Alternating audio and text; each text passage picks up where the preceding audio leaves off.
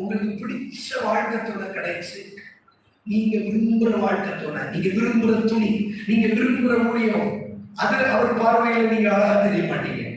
பிடிக்காததை இன்னைக்கு செய்ய தொடங்குறீங்க.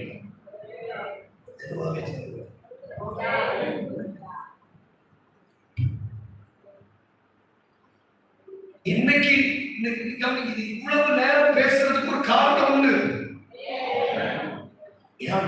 நான் என் வாழ்க்கையில எனக்கு பிடிச்சது ஒன்று நடக்கல.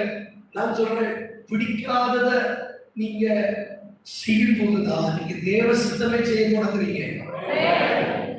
ஐயோ, பிடிச்சதை செய்யற ஒருத்தரும் தேவ சித்தம் செய்யலன்னு, பிடிச்சதை செய்யற ஒருத்தரும் தேவ சித்தம் செய்ய, பிடிச்சதை செய்யற ஒருத்தரும் தேவ சித்தம் செய்யல. நான் விரும்புற வாழ்க்கை, நான் விரும்புற வாழ்க்கை, எனக்கு பயங்கர ஆசை. எனக்கு சயின்ஸ் அவ்வளவு பிடிக்கும்.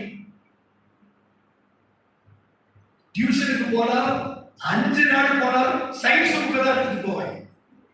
எங்க டியூஷன் இருக்க, நீ கணக்கு ஃபெயில் தானே நீ டியூஷனுக்கு அனுப்பியிருக்காங்க, நீ எனக்கு அறிவியல் புக்கை கொண்டு வர, மேக்ஸ் புக்கை கொண்டு வான்னு சொல்ல. இல்ல சார், எனக்கு நான் பிடிக்கும். நீங்க அந்த பாஸ் ஆகல, தோத்தனை கொண்டு வானா சயின்ஸ் தான்.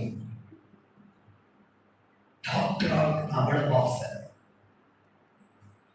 மனுஷனுக்கு ஊசி போட முடியலனாலும் பரவாயில்ல, மாட்டு டாக்டராக ஆயிருக்கணும்னு ஆசைப்படுறேன்.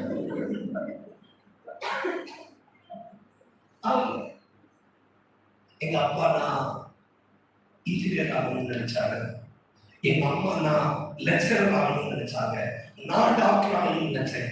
எங்க அப்பா நினைச்சது நடக்கல, எங்க அம்மா நினைச்சது நடக்கல, நான் நினைச்சது நடக்கல, அவன் நினைச்சது நடக்கல.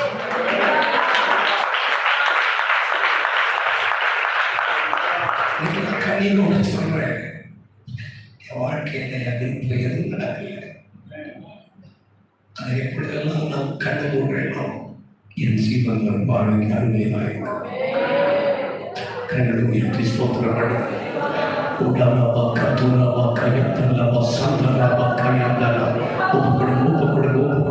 அநேகருடைய வாழ்க்கை கர்த்தருடைய நான் சொல்றேன், கர்த்தருடைய பார்வையில உங்க ஜீவன் அருமையா மாறிட்டு வைங்களே.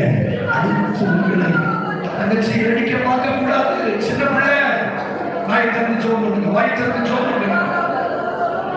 அவர் பார்வையில நீங்க அருமையா மாறிட்டீங்கன்னா ராஜாவாகிறது எளிது, தீர்க்கதரிசனம் சொல்வது எளிது, சவுலுக்குள் இருக்கிற அசுத்தாவியை துரத்துவது எளிது.